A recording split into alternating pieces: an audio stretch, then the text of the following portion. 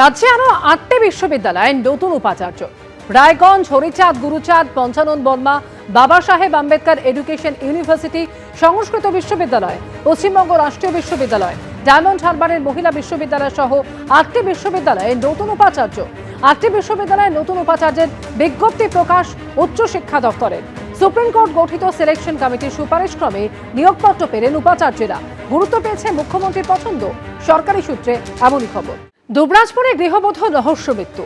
ময়নাতদন্তের পর ফের উত্তেজনা তৈরি হয়। 14 নম্বর জাতীয় সড়ক অবরোধ, বিক্ষোভ মৃতের আত্মীয় এবং স্থানীয়দের। মৃত চায়না মণ্ডল গড়ায় দুবরাজপুরের 8 নম্বর ওয়ার্ডের বাসিন্দা। বুধবার সন্ধ্যে বাড়িতে একাই ছিলেন তিনি, এমনই দাবি করেছেন তার স্বামী। কাজ সেরে বাড়িতে ফিরে স্ত্রীকে রক্তাক্ত অবস্থায় দেখতে পান মৃতার স্বামী।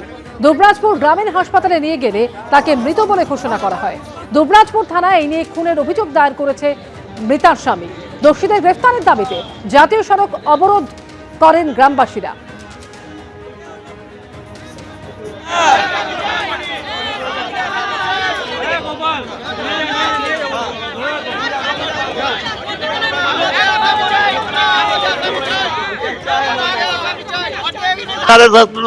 ঘর ঢুকি বুঝলেন তো, এসে দেখছি বিছানাতে পড়ে রয়েছে এই অবস্থায়। আমি সঙ্গে সঙ্গে আলোক করে নিলাম, শুনো গো তো রাখা নাই, তখন রাখা।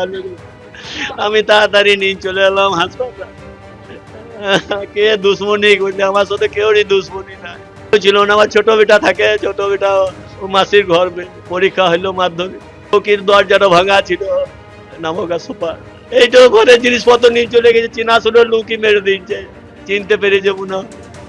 তাহলে এইভাবে কি করে কাটবে? 28 ফেব্রুয়ারি কি বেরোচ্ছে না চূড়ান্ত ভোটার তালিকা? এখনো বাকি রয়েছে নথি যাচাই। বাড়তে চলেছে চূড়ান্ত তালিকা প্রকাশের সময়সীমা। যাচাই প্রক্রিয়া শেষ না হলে কমিশনের কাছে সময় চাইতে পারে সিইও দপ্তর। এমনই সূত্রের খবর। ঠিক কি জানা যাচ্ছে সিইও দপ্তর সূত্রে?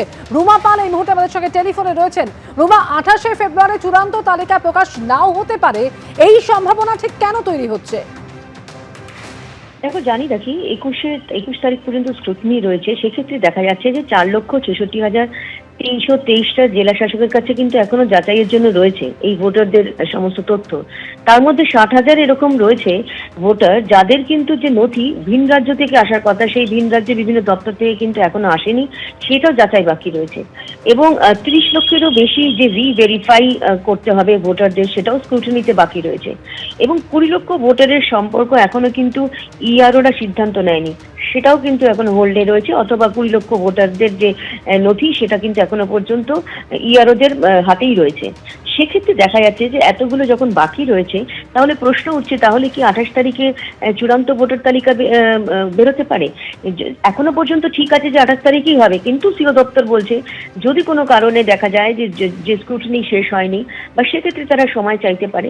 এবং এটাও ঠিক, এখানে 1,14,772 এরকম রয়েছে যেখানে আপলোডই হয়নি, এবং সেখানে কিন্তু সিও দপ্তর বলছে বিএলও বা ইআরও কে দায়িত্ব দেওয়া হয়েছিল। ফলে কোন ভুলে তারা তাদের তরফ থেকে ভুলের জন্য শাস্তিও হবে।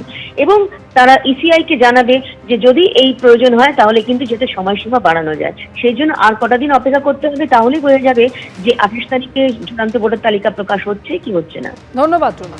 এবিপি আনন্দ, এগিয়ে থাকে, এগিয়ে রাখে।